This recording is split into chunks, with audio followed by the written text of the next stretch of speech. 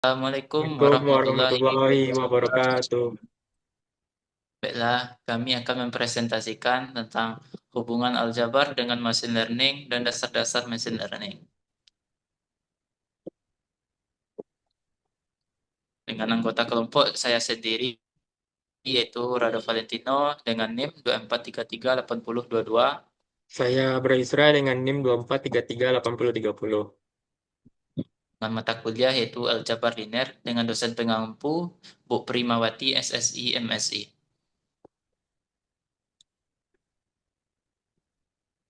Baiklah, langsung saja kita masuk pada materinya. Yang pertama yaitu apa saja hubungan aljabar dengan machine learning.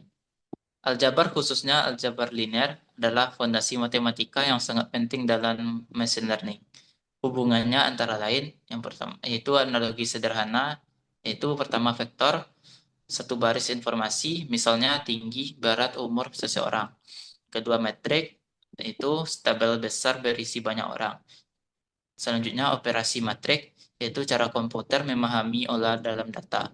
Contoh nyatanya yaitu saat kamera mengenali wajah Anda, kamera mengubah gambar menjadi matriks piksel. Lalu machine learning mengolahnya dengan aljabar linear dan mendeteksi wajah. Jadi hubungan keduanya, aljabar adalah mesin perhitungan yang dipakai oleh machine learning untuk memahami pola pada data.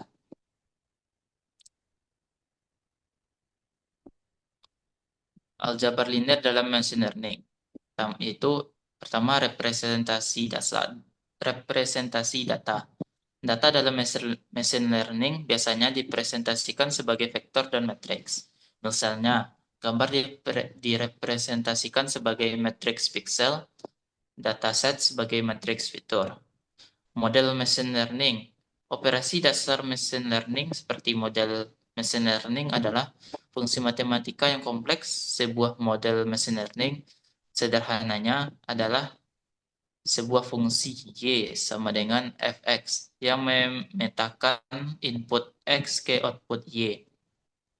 Fungsi ini seringkali sangat kompleks dan dibangun dari super dari supresi aljabar linear. Contohnya, regresi linear Y sama dengan Wx ditambah B.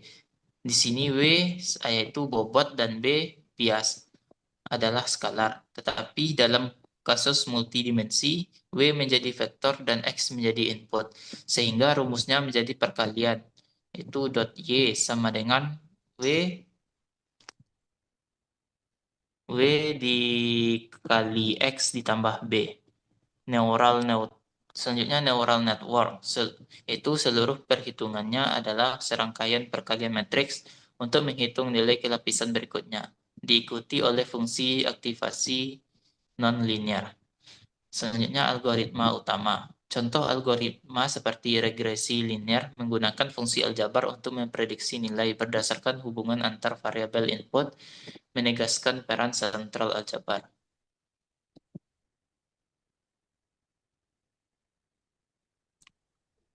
Selanjutnya, apa itu machine learning? Definisi formalnya, machine learning adalah sebuah cabang dari kecerdasan buatan atau AI yang berkaitan dengan pengembangan algoritma dan model statistik yang memungkinkan komputer untuk belajar dari data tanpa diprogram secara eksplisit untuk setiap tugas. Selanjutnya, perbedaan machine learning dan deep learning. Deep learning adalah bagian subset dari machine learning.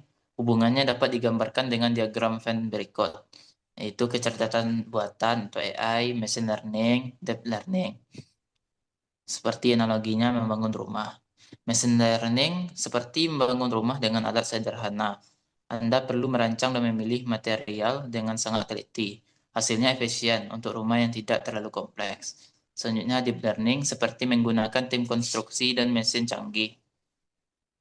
Mesin ini bisa belajar sendiri cara membangun dari contoh dan bisa menangani gedung pencakar langit yang sangat rumit, tetapi butuh lebih banyak sumber daya.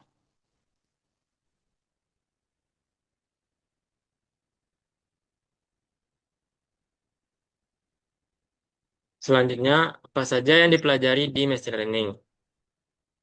Konsep dasar dan persyaratannya. Satu, matematika. Aljabar linear, contohnya vektor, matriks, transformasi, dan lain-lain.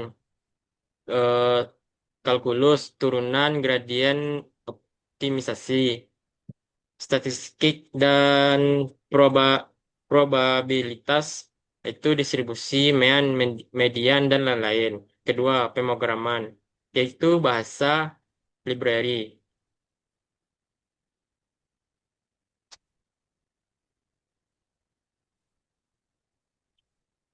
B. Jenis-jenis pembelajaran machine learning. Satu, supervised learning atau pembelajaran terawasi. Konsepnya, model belajar dari data yang sudah memiliki tabel atau jawaban yang benar. Contohnya, data pelanggan yang sudah dibeli label atau kurun atau tidak kurun.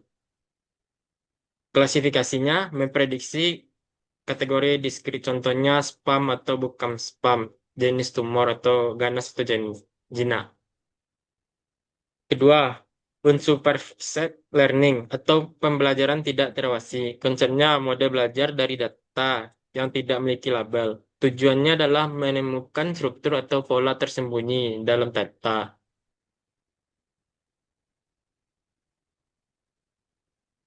Selanjutnya, reinforcement learning. Itu pembelajaran penguatan. Konsepnya, sebuah agen belajar untuk membuat keputusan dengan melakukan tindakan dalam sebuah environment untuk memaksimalkan reward atau imbalan kumulatif. C. Topik lanjutan dan penerapan. Satu, deep learning, pembelajaran mendalam. Dua, natural language processing atau NLP. Tiga, computer vision. Keempat, ML engineering dan ML OPS. Selanjutnya, D. Keterampilan pendukung yang penting. Pertama, data processing dan EDA. Kedua, evaluasi model. Ketiga, etika dan bias dalam AI. Konsep penting dalam machine learning. Satu, tiga paradigma utama pelajaran. Supervised learning, klasifikasi, regresi, unsupervised learning, clustering, dimensionality reduction, reinforcement learning. Dua, alur dasar machine learning project. Pertama, data collection. Kedua, data prep preprocessing. Tiga, model training. Keempat, evaluation. Kelima, deployment. Empat, evaluasi model, yaitu metric for classification dan lain-lain. Lima, masalah fundamental. Overfitting, underfitting. Keenam, teknik pentingnya. Regulation mencegah overfitting. Selanjutnya, contoh soal machine learning. Satu, klasifikasi buah. Skenario sebuah model machine learning latih mengenai buah berdasarkan fitur, warna, merah, hijau, kuning, tekstur, halus, kasar, diameter kecil kurang dari 10 cm, besar dari 10 cm. Data training apel sama dengan merah, halus, kecil, semangka, hijau, kasar, besar, jeruk, kuning, kasar, kecil, pisang, kuning, halus, besar. Pertanyaannya, prediksi buah dengan fitur kuning, halus, kecil. Jawabannya, bandingkan dengan data training, jeruk, kuning, kasar, kecil, teksturnya berbeda. Pisang, kuning, halus, besar, diameter berbeda. Tidak ada kecocokan sempurna. Selanjutnya, contoh penerapan machine learning.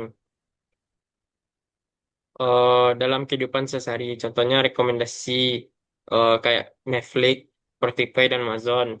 Kedua, asisten visual kayak Google. Ketiga, deteksi penipuan kayak eh, peringatan transaksi dari bank atau kartu kredit. Empat, mobil otonom. Mobil yang bisa menyetir sendiri mengenali jalan dan rintangan. Lima, pencarian gambar. Eh, Gambar atau Google Lens. 6. Feed media sosial. Algoritma yang mengatur urutan postingan di Instagram, TikTok, dan lain. 7. Terjemahan otomatis kayak Google Translate. 8. Face Unlock. Fitur buka kunci visual dengan pengenalan wajah. Selanjutnya, eh, contoh gambar penerapan machine learning, yaitu automatic translation, traffic prediction, web search and recommendation, Ignice, online fraud detection, medical diagnosis, text speech recognition, email spam filtering, image recognition, virtual personal assistant.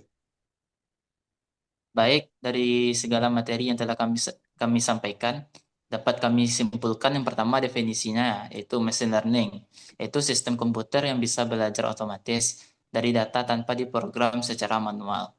Yang kedua, dalam fondasi matematika, yang pertama aljabar linear, yaitu tulang punggung machine learning.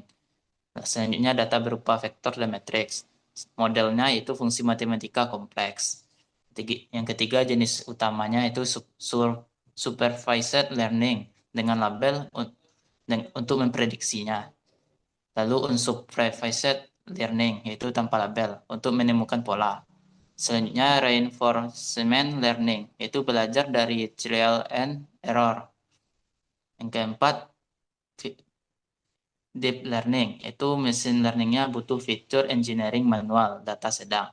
Dan deep learningnya belajar fitur otomatis butuh data besar dan GPU. Yang kelima konsep pentingnya itu training dan testing data, overfitting dan underfitting. Selanjutnya evaluasi model yaitu akurasi, presisi, dan recall. Selanjutnya feature engineering.